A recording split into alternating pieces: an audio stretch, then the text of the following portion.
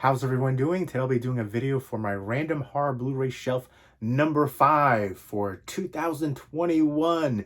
I'm trying to get all these random horror Blu-ray shelf videos done by Halloween. I've got 11, so we'll see. I'm crunched for time now. I gotta get through them, but it's gonna happen. And then afterwards, I can alphabetize and organize the whole collection and do a complete horror Blu-ray collection video.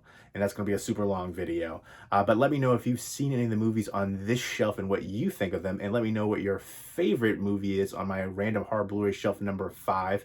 And leave me some horror Blu-ray recommendations for me to pick up from my collection. And these random horror Blu-ray shelf videos don't include horror movies from Arrow Video, horror movies on Criterion Collection or Twilight Time or horror steelbooks or horror digibooks.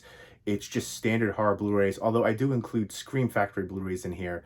I feel like they're a great company and a lot of people keep them separate, but I like to put them in with the rest of the horror Blu-rays. Arrow Video titles are a little bit thicker, and I've always kept Criterion and Twilight Time separate, but I might actually integrate everything together, including even DVDs and 4Ks. I just feel like it'd be easier to find everything that way. Let me know how you organize your collection. Horror is my favorite genre by far, so I have the most of that. But I'm thinking about just throwing everything together and it'll be much easier to find everything. Let me know if you keep everything separate, if you separate by companies, format, or if you just put everything together, all the formats and companies, steelbooks too, all of that. Let me know because I'm feeling really indecisive about this. But I digress. Let's get back into it for random horror Blu-ray shelf number 5. Let's go ahead and check it out. So here we go. Those are the horror Blu-rays, one bookcase, and then I've got some more over here. But then I also have like stacks like everywhere. I've got a bunch in the other room too.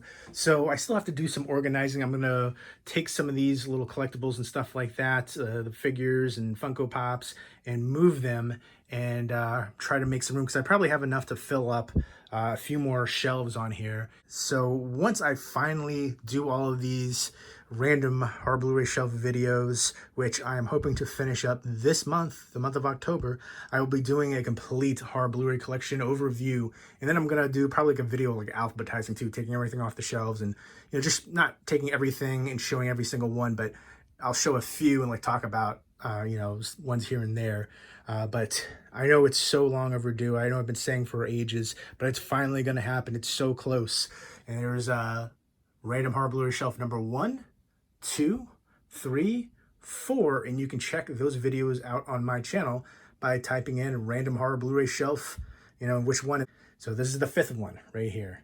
And here we go. Here is random horror Blu-ray shelf number 5, and we'll start off on top. I've got Texas Chainsaw Massacre 2 signed up by Bill Moseley and Caroline Williams. I bought this from another collector. It looks like it does have a little bit of water damage. It looks like this might have seen some sun as well. They might have had it on display. So it's a little bit lighter and there's like a little bit of warping right there. But still, I got this for a really good price and I couldn't pass it up. And Texas Chainsaw Massacre 2 is my favorite of the franchise. I think the first one is probably like my 3rd favorite in the franchise. And I think as a franchise, it is, you know, it's a little bit all over the place, chaotic, and, you know, the timelines, the families and all that is a little, you know, mixed up, but still it is an awesome franchise. I even like the recent Leatherface. Texas Chainsaw Massacre 3D is the worst in the franchise by far and has like the worst line in horror movie history. Do your thing, cuz. I hate that line. But this one is a blast. And you can see the inscription there from Bill Moseley, Chop Top. And hilarious and just a lot of fun. Super happy to get this one signed up, even though it does have like a little bit of like curling right there on the cover, and then you know, some light damage right there. Keep it out of the light, don't have it in direct sunlight, and you'll be okay. Still happy to have it though. And next up is Happy Death Day, which I was able to get signed up by Rob Mello, who plays the serial killer in here. And I thought this was absolutely hilarious, a fun time, thrilling. And the lead actress in here is stunning and super talented, Jessica Roth. And this is essentially Groundhog Day, but like a horror version of it. I didn't really care for the sequel too much. It was too derivative. And they changed something, even though I say it's a derivative. They tried to change something, and I didn't really like what they did with it. And it just, I don't know, it felt a bit flat, especially in comparison to this one. This one was amazing to me. Love the heck out of it. and super happy to be able to get it signed up right there. And I love the babyface killer too. But Jessica Rothe, just so awesome in that role. And we have on the shelf, starting off with Victim. This is the directorial debut of Michael Biehn. Great actor right there. And he stars in here with his real-life wife, Jennifer Blanc. And it also has Danielle Harris, who is absolutely stunning. And about like a serial killer. VHS and VHS 2. I love these horror anthologies. Very creative. You could say it's a mixed bag, but some new ideas, and I dig it. I think this one has the best segment, Safe Haven, but it also had the most time to develop. It's the longest of all the segments. I think overall, VHS, the first one, is better, but Safe Haven segment is amazing. And VHS Viral, I wasn't a fan of. It had some creative ideas, but the execution wasn't always there. And then the recent VHS 94 that just came out, I found that to be disappointing and probably the worst of the franchise, unfortunately. I like the Subject segment and then Storm Drain segment. Those are pretty cool, but the rest were rough to sit through. But I'm hoping they'll do more because, again, even if it is a mixed bag, they have some really creative, unique ideas, and we can see some from some great horror directors and writers. Next up is a bootleg Blu-ray for The Video Dead. I got this before the Scream Factory released a double feature with Terror Vision. Personally, I prefer the standalone releases, especially for ones that I think are pretty popular. Both Terror Vision and Video Dead have a fan following, and they deserved standalone releases. So I ended up keeping that, even though I also got the double feature. Next up is Return to Nukem High, which I still haven't seen this one, and I got this one signed up. This was at an in-store signing. Dark Delicacies, there's Lloyd Kaufman, and I hate when they sign in black ink on the black part of the artwork. I just think that's kind of stupid. At least Lloyd Kaufman was smart and did it right on front, and so it stands out a bit. But the rest of them, like, that one's a little bit okay, but that one, like, you signed right there. Come on, you know, pass somebody a silver Sharpie. But I love the green case in here. Trauma release. I know it's going to be ridiculous and over the top, but I need to pop that one in soon. Let me know what your favorite Trauma movie is. I mean, they do have some cheese-tastic fun ones. Again, there's a lot that I'm not a big fan of, but I definitely respect Lloyd Kaufman and what he's doing for, you know, independent horror, and he's been doing it for a long time. Of course, Toxic Avenger, it's a classic right there. Ricky O, the story of Ricky, which is hilarious and awesome, so over the top, and people punching through stomachs and smashing heads, and I love the transformation of the warden at the end. It's just really hilarious, over the top, bloody awesomeness, and I dig the heck out of it. Next up is Rosewood Lane, and I was able to get this signed up by a bunch of people involved with the film. If I can get the slipcover off of here. There we go. We can see the autographs right there.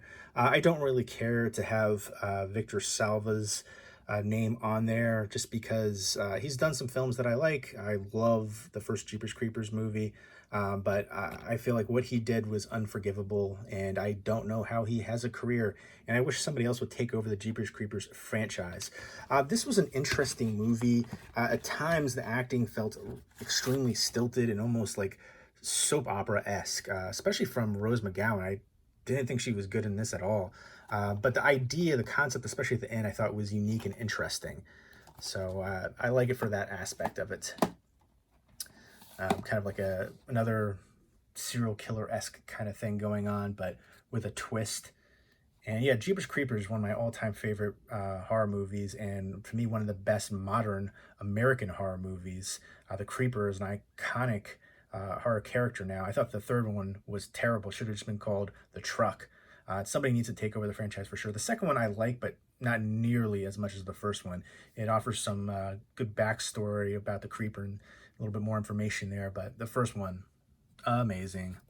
And I always thought Clown House was way overrated. I thought it was just because of the negative hype and, you know, the DVD getting recalled. I never thought it was that good of a movie. It is an early Sam Rockwell movie. He probably regrets being in that now.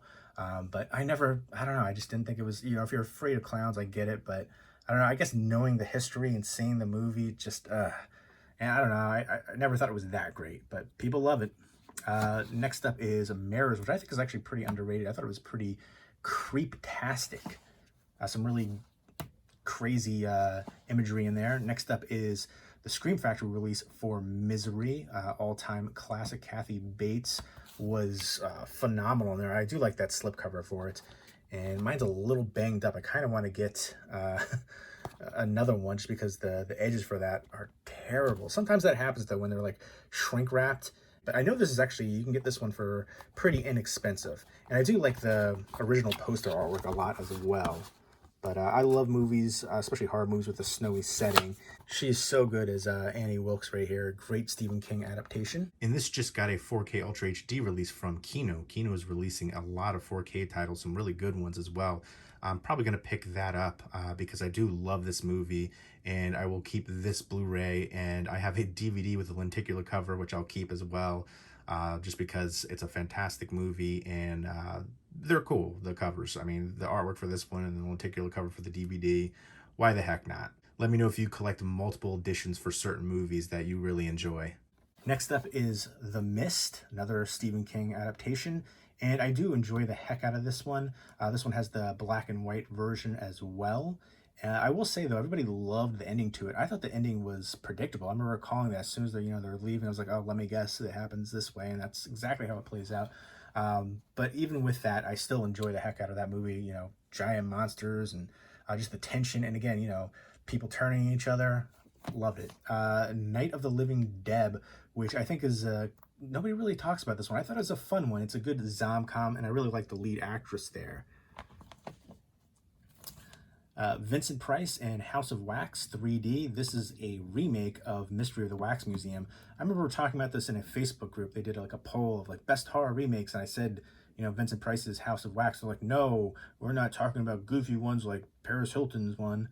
I was like, and I had to explain again that this is not that one. This isn't, this is a remake of another one. So the Paris Hilton one is a remake of a remake, essentially. And actually, I thought the Paris Hilton one was, decently entertaining. I thought it was a fun ride, and some good gore effects and kills in there. But this one right here is one of my all-time favorite horror remakes. Vincent Price is awesome in here. Let me know your favorite Vincent Price movie. The Hunger, which is a good vampire movie. I like the cast in here too. Catherine Deneuve, David Bowie, Susan Sarandon. I like the ending too with all the different bodies everywhere.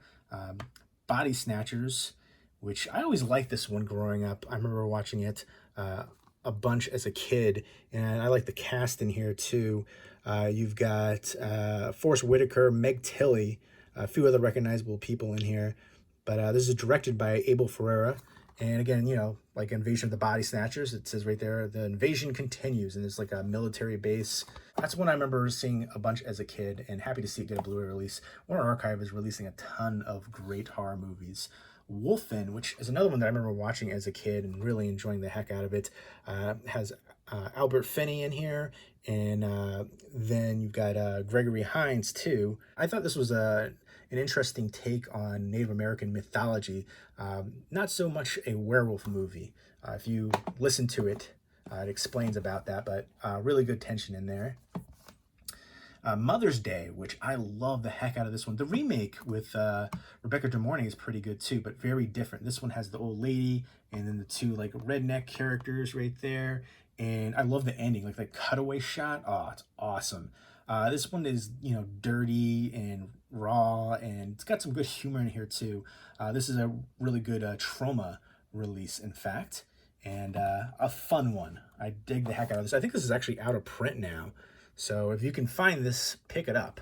Next up is Leprechaun, the complete collection. I didn't get a slipcover. I'm bummed about that. So if anybody has a slipcover for this and wants to do a trade for or wants to sell it, let me know. I know there is a steelbook of the complete collection as well. I like the DVD box set so much better. It felt like no heart went into this release. It's like on the menu screen, it's like the same picture, and then on the discs as well, it's just the same thing. There you go. It's just that same shot. And I was like, come on, give me some, except for Leprechaun Origins, which I actually like this one. This one got a lot of hate, but I thought it was really, a unique take, something different, but an awesome movie. I dug the heck out of it. It has Hornswoggle in there from the WWE, and it's a different look to the Leprechaun, so I can understand, people being upset about that, but I thought it worked. Something different and unique. But Warwick Davis will always be the Leprechaun for sure. But look at that. It's just all on the discs, the same thing, the same picture, the mini screens too, from what I can recall, and right there. And then it was on the slipcover too. I like seeing that. I wish that would have been, different artwork for each one. And then maybe, separate cases as well. Like I wish like Scream Factory or something would have done this a better justice, essentially. I love the Leprechaun movies. They're cheesy fun. I didn't really care for the recent one, Leprechaun Returns, which I have up there. I want to revisit it before I purge it from the collection if it doesn't live up to it. But I'm also, all right, I'm going to get rid of it. I was going to say I'm a kind of a completist, but, I got to, if I don't like it, you got to get rid of it. I don't remember enjoying it, but I want to revisit it. Next up is Dark Was the Night with Kevin Durand and then Lucas Haas. I remember this one being interesting and one I considered underrated. There's like woods and there's like this small town and there's a bunch of crazy things happening. And I want to say it's kind of like a monster movie from what I remember. It's been a while since I've seen it, but I remember it being surprisingly good. And next up is Horns with Daniel Radcliffe. He's not just Harry Potter. I think he's actually a great actor. I recently saw Guns Akimbo, which I love. It's going to be like a New Zealand cult classic. And I really liked him in Imperium as well, where he plays a undercover agent pretending to be like a skinhead. And then Swiss Army Man, such a subversive movie. He was great in there. And Horns was another one that I think is pretty underrated. I never seen anybody talk about this one. Juno Temple is one of my favorite celebrity crushes right now. And this is directed by Alexander Aja, who, of course, directed The Hills Have Eyes remake. And he's part of the French Splat Pack. And Tom Hanks in The Burbs, which is another one that I grew up watching. I know there is a Shout Factory release for this, but I heard the picture quality wasn't that great, so I think for now I'm going to hold on to this release. And we've got Blood-Sucking Bastards, which is essentially like The Office, but with vampires. Really good vampire comedy movie. Clive Barker's Lord of Illusions with Scott Bakula from Quantum Leap. That's the Scream Factory edition. And we've got The Lazarus Effect, which I thought this was interesting with Mark Duplass, Olivia Wilde, Donald Glover, Evan Peters, Sarah Bolger. She was great. I really like Olivia Wilde as an actress. She has some intense performances, and she was really good here. They're working on, bringing, essentially, I think they're working on the dog first, but they bring her back to life, essentially. And except, she's not exactly how she was before. She's violent. Shudder, which I remember thinking this was a pretty good remake. I want to revisit this one. It's been a while. I saw it when it first came out, but I remember liking it for what it was. See No Evil 2, which I was so hyped for this movie and so disappointed by it. I love the cast. Danielle Harris, Catherine Isabel. You've got a whole bunch of other people in here. Michael Eklund. And then this is directed by the Soska sisters. It was their first like big studio film. It was a WWE one, and it's in like kind of like a morgue. So the cast, the setting, the Soska sisters, the big studio of it, and I just thought it was uninspired. I don't know, the kills weren't that great. The gore was disappointing. The storyline was pretty straightforward, formulaic. It was predictable. There's a couple of cool scenes, but I don't know. Overall, I wanted way more from it. Next up was The Grudge, which this is the recent one, and I think this got a lot of unfair criticism and hate. I think people were just writing it off before they even saw it, saying, oh, it's another remake. It wasn't even a remake. Know what you're talking about first. So this is essentially like a new story in the Grudge franchise, a new tale. I thought it was really good, really creepy. I really like the cast in here too. Supporting cast with Jackie Weaver, Lynn Shay, Betty Gilpin, John Cho, Demian Bashir, and then Andrea Riseborough right there from Mandy. She was so good in here. Really creepy and atmospheric film, and definitely one that I think people should give a chance. Next up is The Last Days on Mars with Liev Schreiber. Love that slipcover. It's essentially an infected movie on Mars. And so good sci-fi horror. Look at that right in there.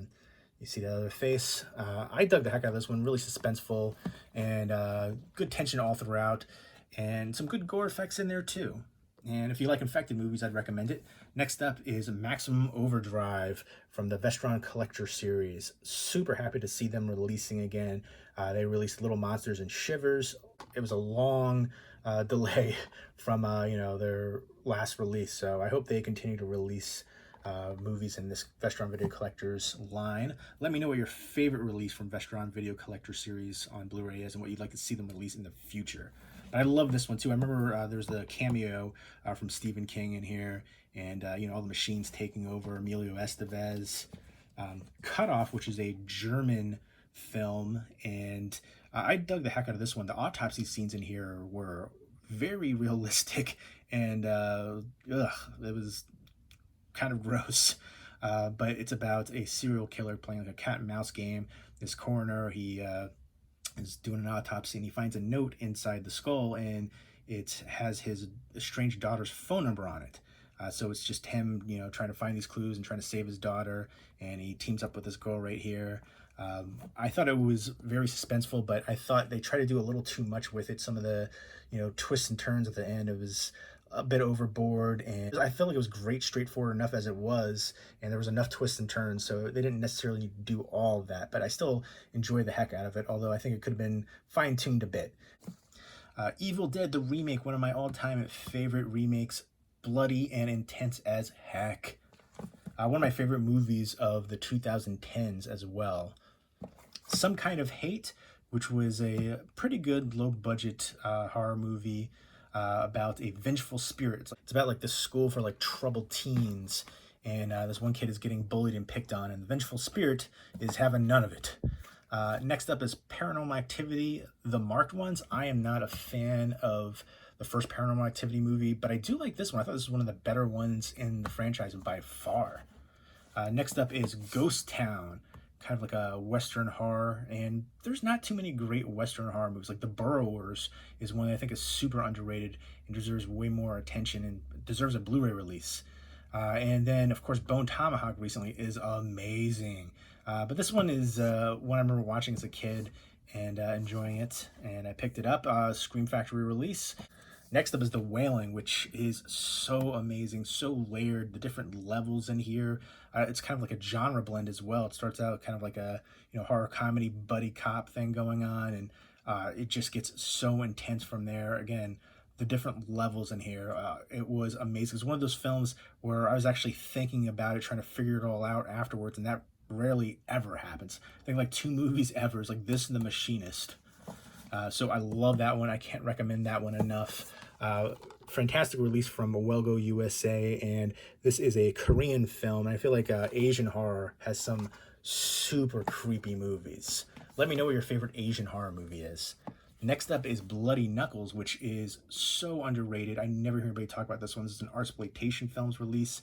It is kind of like Idle Hands a bit. There's this hand that's cut off, and there's this artist, and there's one character in here that's very looks like a character from Mad Max. Great horror comedy movie, and I would definitely recommend the heck out of it. Such an entertaining ride, super ridiculous and over the top in some scenes, but so fun. Definitely recommend the heck out of Bloody Knuckles. Next up is Aggression Scale. Kind of like Home Alone meets Saw a little bit. It's basically about like this mobster, and he's trying to kill off this family of somebody that I think owes him money.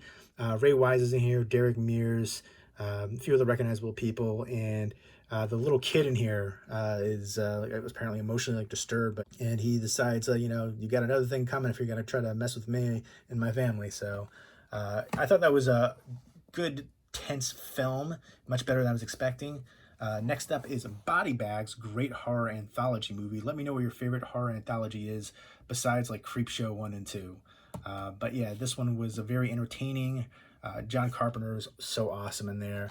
And then like everybody all throughout. I love seeing all the different actors in here. You get Mark Hamill, Stacy Keach, a bunch of people. Deborah Harry's in here, Sheena Easton, Twiggy, David Naughton, just a ton of people.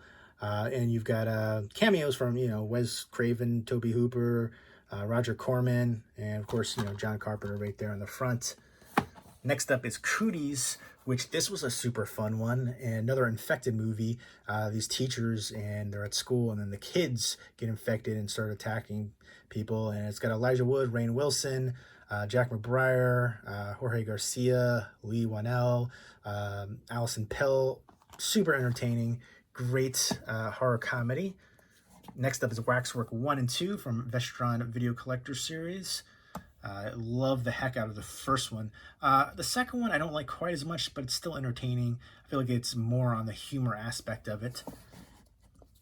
Next up, the Blair Witch, the recent one, the sequel, which I actually like way better than the original Blair Witch. I think the original Blair Witch and the original Paranormal Activity are the two most overrated movies in horror history. And I'll never understand the appeal for the original Blair Witch Project. You can say the marketing, but if you think the marketing is like the big selling point, that's what made it so great. So you thought there was a real witch living in the woods in Maryland, and you're over the age of 5, then I got a bridge to sell you. But I thought this one was actually creepy. It's basically the same formula, very kind of derivative, but they actually change it up and show you something at the end, and it's actually kind of creepy at the end. So I dig that aspect of it. To me, way better than the original Blair Witch Project. And this is from Simon Barrett and Adam Wingard, who I definitely enjoy both of them. So I want to see more from both, and maybe another movie in this franchise. Next up is The Mind's Eye from Joe Begos, and he uses a lot of the same actors in his films. Really good indie director, and I definitely enjoy the heck out of this one. There's a blurb right there. The best Scanners sequel we never got. It's absolutely very Scanners-esque. I remember like watching this and thinking it started off a little slow. I really wasn't that into it, but then it really picks up and it's super awesome. It's about this brother and sister who have like telekinetic, psychokinetic powers, and there's a doctor trying to siphon their powers essentially, and keep them locked up, and they get away from them. And then there's lots of showdowns and against other people with similar powers, and crazy all out over the top action, and awesome effects and kill scenes and gore. And I dig the heck out of that one. If you're into low budget indie horror, definitely check out The Mind's Eye. And Joe Begos recently directed a movie called Bliss, which is such a wild, bloody, crazy movie that just blew me the heck away. I don't like all of the strobe light effects. I thought that was really obnoxious, and I get what they were going for with it, but I think it was just overdone. But besides that, it was just an awesome movie, and one that I really enjoyed for recent low-budget horror movies, and I'm looking forward to seeing what Joe Begos does in the future. He did VFW, which I really wasn't a big fan of. I feel like I'm the only one that wasn't a fan of that one. It does have a bit of a grindhouse feel to it. It reminds me a little bit of the movie Vigilante, but Vigilante was so much better. I don't know. I like the cast, but the storyline was really basic, and it just didn't stand out for me. But again, I'm in the minority on that one. But I do think Joe Begos is very talented as a director. Next up is The Neon Demon, and this is oddly out of print. You can still get it on Amazon or eBay for around 20 bucks. Like if you go on Amazon and you have Amazon Prime, you can get it, but it's fulfilled. It's through like a marketplace person, somebody that's not actually Amazon, but they can get it fulfilled through Amazon. So I think some people go on there and see it, it's like, oh, this isn't out of print. It is out of print, but I thought this one was very stylistic and crazy. And it's directed by Nicholas Winding Refn, who, again, I think all of his films are very violent and stylistic. And, this is in that same kind of vein of all of his different films. I'm definitely a fan of him, and I thought the whole cast did really well, especially Elle Fanning. And you've got Keanu Reeves, Christina Hendricks, Jenna Malone, a bunch of recognizable people, and they all play their parts very well. Next up is Child's Play. This is the Comic-Con 2013 slipcover exclusive, and I was able to get the sign up by Alex Vincent and met him at a convention, and I dig the heck out of that. Very happy for that experience and to get that signed up. And actually, I really liked these Comic-Con exclusives because of the artwork and also the black cases too. I think there was like one that didn't have a black case for some odd reason. It might have been Silence of the Lambs, but I dig it. And I just watched the pilot episode of the Chucky TV series on Sci-Fi channel, and I'm looking forward to seeing more of that. That actually really surprised me. It was much better than I was expecting. The Devon Sawa's in there, and then the kill scene in there, and then the talent show. part was awesome and hilarious. And I think the second episode is tonight. I think it's Tuesdays on the Sci-Fi channel. So looking forward to checking more of the Chucky series out. Again, much better than I was expecting it to be. And so many horror TV seasons coming out now. You got the Day of the Dead. I Know What You Did Last Summer, and I know they're doing the Hellraiser. So a lot of horror stuff coming out, movies and TV wise. And next up is Satan's Little Helper. And if you notice on the spine, for some reason, it's the other direction. And I hate that. Like, it's the first thing I notice is like, and apparently this was an authorized release. Like Jeff Lieberman was the director, and they didn't get his permission to do it. And this is like out of print and goes for like crazy money. I remember hearing people were seeing this at like Walmart in the $5 bin. But those were years and years ago. But now this goes for like, I don't know, like 50, 60 bucks, something like that. And I always thought this was a really fun movie. And I remember seeing it on the Sci-Fi channel. And this is the TV edited version, but that's the only version I've ever seen. I've always enjoyed it. So hopefully one day they will release one with Jeff Lieberman. I know he's released things on his own website. So I'd like to see the unrated version of this, but I've always enjoyed this one's the only version I've ever known, and very happy to have it on Blu-ray. And a really good Halloween movie. There's this kid who's like obsessed with like this video game, and he sees this one character right there looking like that, and he essentially goes like trick-or-treating with him, but he doesn't realize who he really is. I thought there was a good mixture of some humor and some violence essentially. Next up is The Invitation. This is a Draft House Films release, and a really good slow burn movie. Love the heck out of the ending to this one. And next up is Lair of the White Worm, and this is adapted from Bram Stoker's novel. And this is directed by Ken Russell, who did Altered States, did a bunch of great films. But I remember this one just having some really crazy, creepy imagery. There you go. And this stars Hugh Grant in here, Amanda Donahue, Catherine Oxenberg. But I remember digging the heck out of that one. Next up is The Condemned.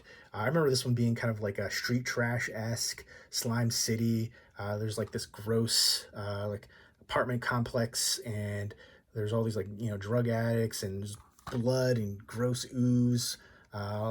And just craziness going on. There's a weird virus that comes out of all the different, chemicals and drugs and waste in the building, and, all that combined, and people are going crazy, and it's lots of violence. But yeah, if you like movies like Street Trash and Slime City and stuff like that, definitely check out The Condemned. And next up, I Spit in Your Grave 2 and I Spit in Your Grave 3, Vengeance is Mine.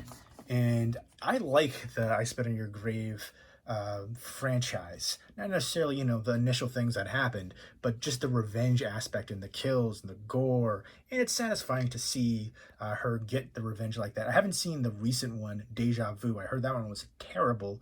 But, the original, and then the I Spit in Your Grave remake, and the sequels of up to here are, entertaining for what they are. The violence, the gore aspect, and satisfying to see her get the revenge. Another really good revenge movie recently is the movie Revenge. Very stylistic. Same kind of thing in the vein of I Spit in Your Grave. Next up is Juan of the Dead. Very much like Shaun of the Dead, but a Cuban version. Great zom-com and super underrated. I never hear anybody talk about this one. Highly recommend Juan of the Dead. Next up is The Fly, another Comic-Con exclusive right there. And again, with the black case. And I do have the recent Scream Factory box set, but I'm keeping this one because of the slipcover. I dig the heck out of that slipcover. And next up is The Ring, which, I love that so much. That slipcover is amazing. Look at that lenticular slipcover. This is a Best Buy exclusive. I love the heck out of The Ring remake. I think I prefer it over Ringu. I remember seeing this in the theaters and it being so creepy. Everybody was creeped out by it. And I think to this day, this is still one of the creepiest horror movies ever made. Love it. Samara right there. And just the washed out hue reflecting the bleak tone, all the grays and blacks in it. And then we've got almost all of the glow-in-the-dark Universal Monster slipcover ones. We've got the Wolfman, we've got Bride of Frankenstein, and we've got The Mummy, and we've got Phantom of the Opera, and The Invisible Man, and Creature from the Black Lagoon, which is my favorite. Let me know who your favorite of the Universal monsters are. And then Frankenstein. The only one I'm missing is Dracula. I gotta complete the set and get Dracula. They're usually around like 15 bucks a pop, at least last I checked. It's been a while, but I remember that was a few years ago. They released them usually every Halloween for different horror movies. They'll do, you know, the same movies essentially, but put different slip covers or something like that, different artwork on there. And I'm a sucker for that. And then for the glow in the dark ones and then the classic Universal monsters, the price point at the time, not too bad. So I got to complete it, got to get Dracula. That's the only one I'm missing. So there you go.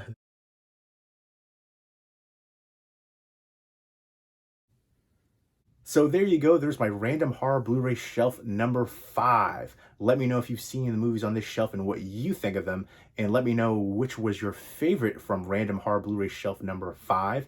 And let me know if you have any horror Blu-ray recommendations for me to pick up from my collection. Leave those comments down below. And stay tuned for a random horror Blu-ray shelf number 6 through 11 coming up soon. And hope everybody's doing well.